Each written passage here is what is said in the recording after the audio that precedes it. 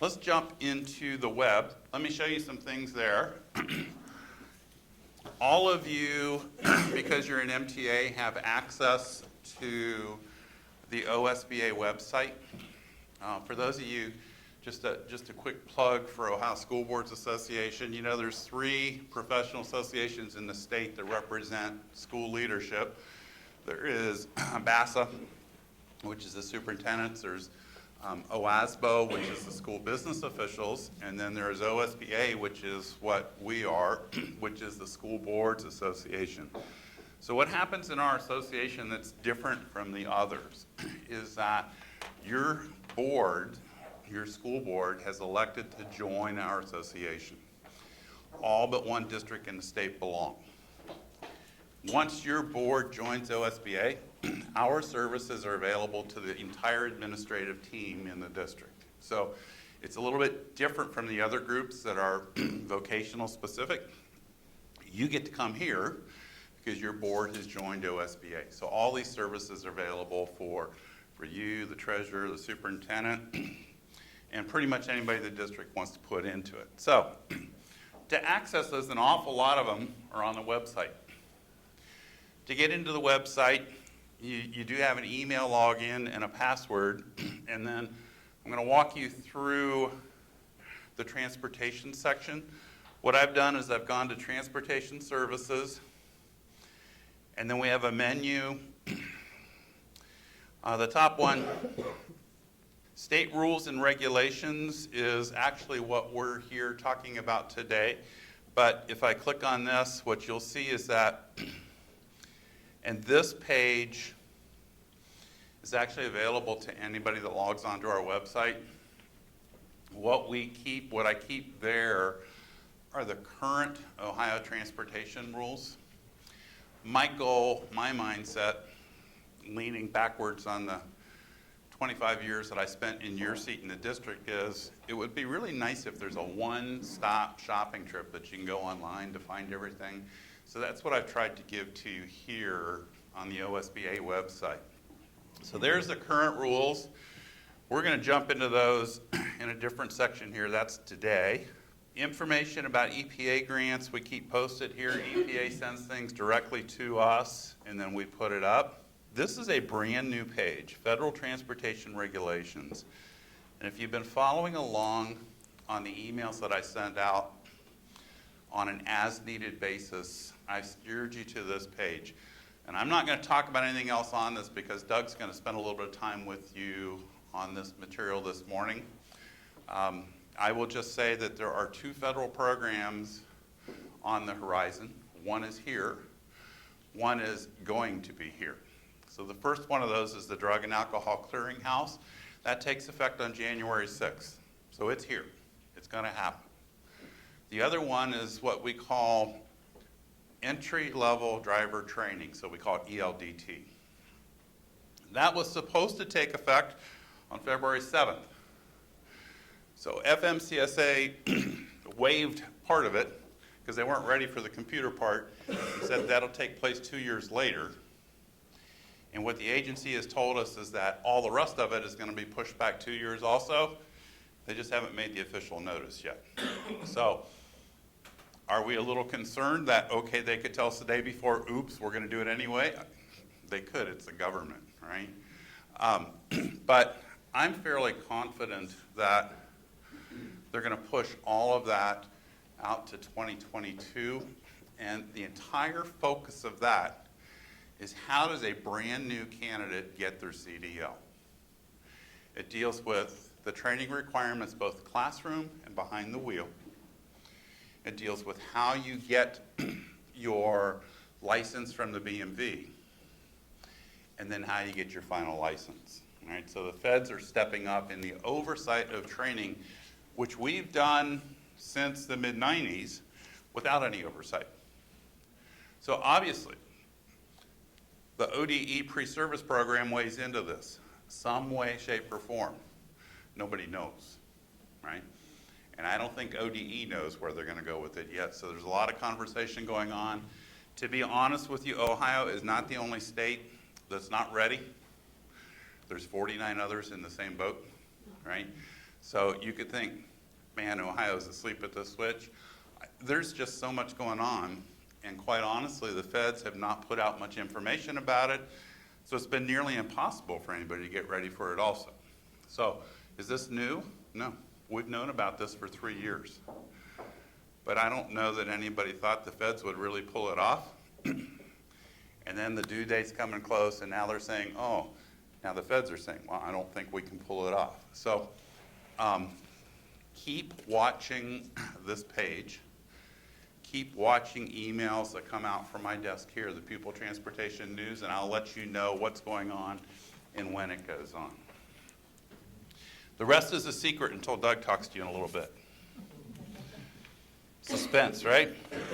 School bus construction standards. Could you get these somewhere else? Yep, you can go over to the patrol site. What we've got here, and my little trigger finger clicked too many times. All right, so we're going back to services, down to transportation,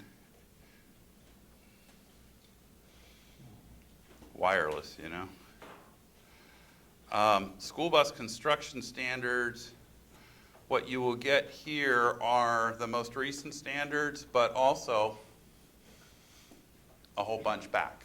Because the way school bus construction standards work, if you don't know, you will when we finish that class, is a bus has to be built by the standards in place when the bus was built. So if you have a 1999 school bus, the standards that it has to comply with are here. There's some things up here that this bus will never meet. Construction standards don't go backwards, they always go forwards. Right? So when your buses are being inspected, when your techs are working on your buses and you're trying to figure out what standard do they have to meet, you have to find the most recent set of standards that is older than the bus, and that's what you do. So here's a place to find those. Here are the transportation emails that we send out. I'm a couple behind, I promise you I'll get caught up. The efficiency study, which is numbers, we'll get to that. And then here's where I want to point you. There's a thing here that says Master Transportation Administration.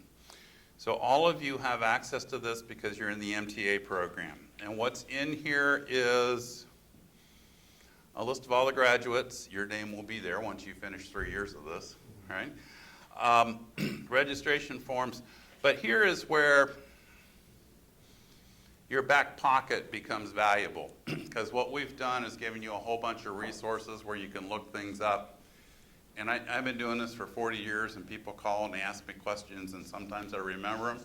Sometimes I think, forgot that one, so I have to look it up, right?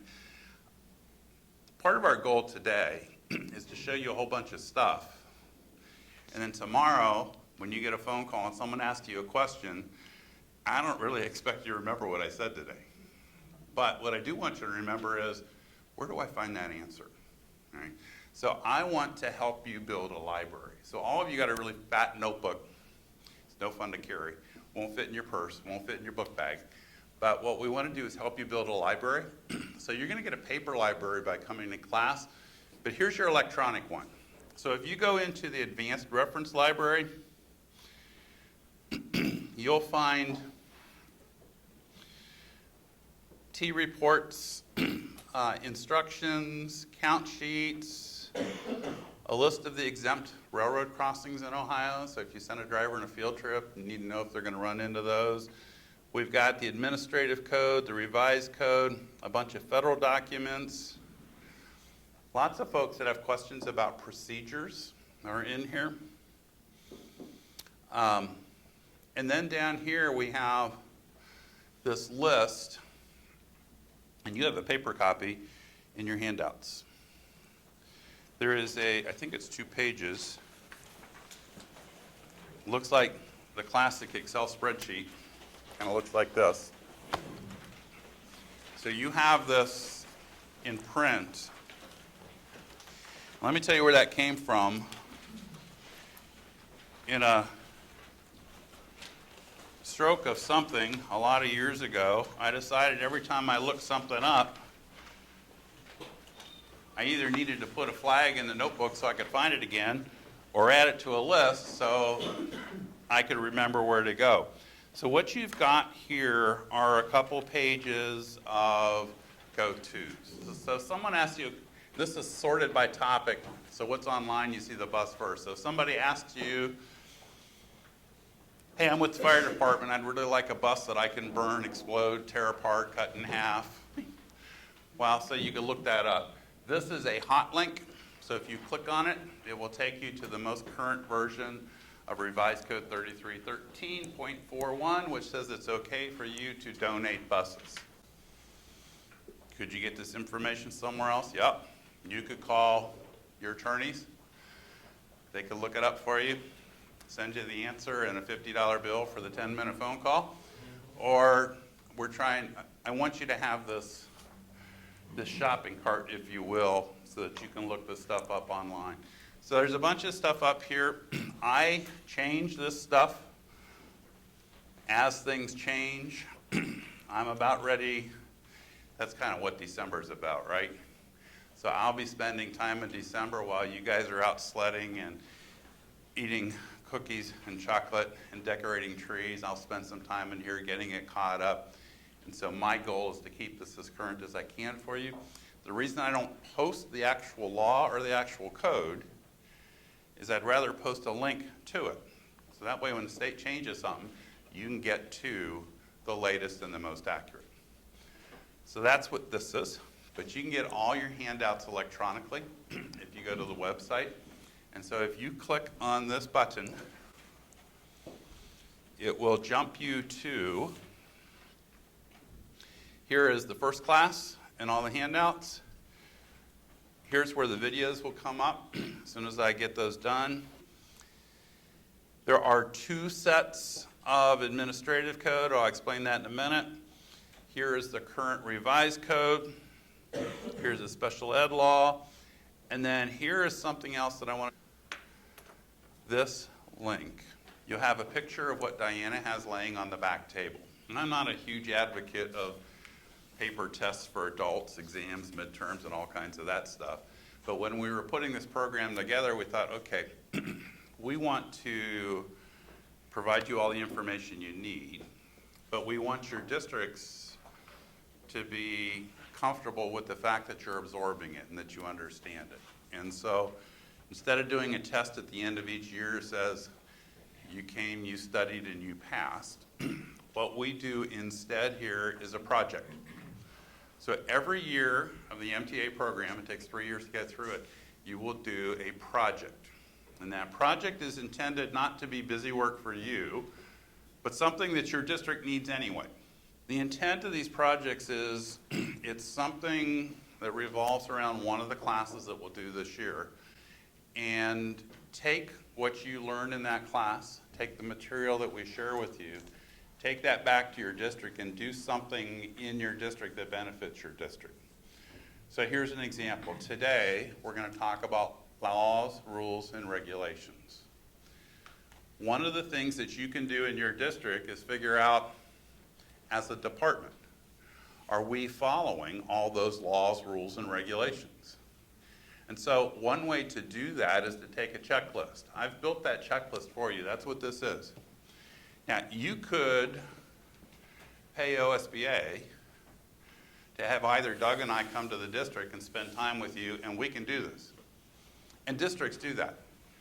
And sometimes that's the best way to get an independent perspective on how the department's doing. Lots of times I recommend that for new supervisors or new superintendents, so you get a bench line, right? But you could do this yourself as a project. You could take this form back and look at everything that's going on in your department and figure out, are we doing it? Are we not doing it? Are we just kind of doing it but blowing it off, right? And so what this gives you is kind of a list of what's going well and what we need to work on. This is a no-threat assessment. I do not work for the state. Used to. I fixed that problem, right? I do not work for the state. I work for you guys. Doug works for you guys. So our goal here is to help you go through all this stuff and figure out what you're doing well and figure out what we need to focus on. Let's be brutally honest. There are so many rules and regulations. There's probably not a perfect district in this state. That's just reality. And all of us are really, really good at some things and then have a blind eye to other things. So by taking this and applying it to your district, it helps you to figure out, okay, what should my goals be for this year? And what should they be for next year? And so what I will say to you is, every one of you will finish this list. This is like reading Dr. Spock's symptoms book, right? All of a sudden you all have every disease in the book. No, you don't. You go through this and you figure out, this is good, this is not. Then you take the stuff you need to work on and you build a priority list and you figure out, all right, what am I going to do first? What am I going to do second? I spent a lot of years of my life training firefighters and EMTs. And we have a line in that service that says, okay, training is really a monstrous elephant. There's an elephant in the room that represents what you don't know. No one can eat an elephant in one sitting, right? We have some firefighters in the room that understand that. So you eat an elephant one bite at a time. So the goal of this exercise is, what are we doing well? We can park that. What do we need to work on? Here's the list. What's most important? Figure out what you do first, second, and third, and kind of work yourself from one end to the other. All right, so this is a help tool. That's all it is. So if you wanted this to be your project, and a lot of folks use this every year as their project, here's a template for you. Now, this is a PDF. What's in the back is paper. Online on the website, there's an Excel version. So if you just want to use our form and type into it, it's there.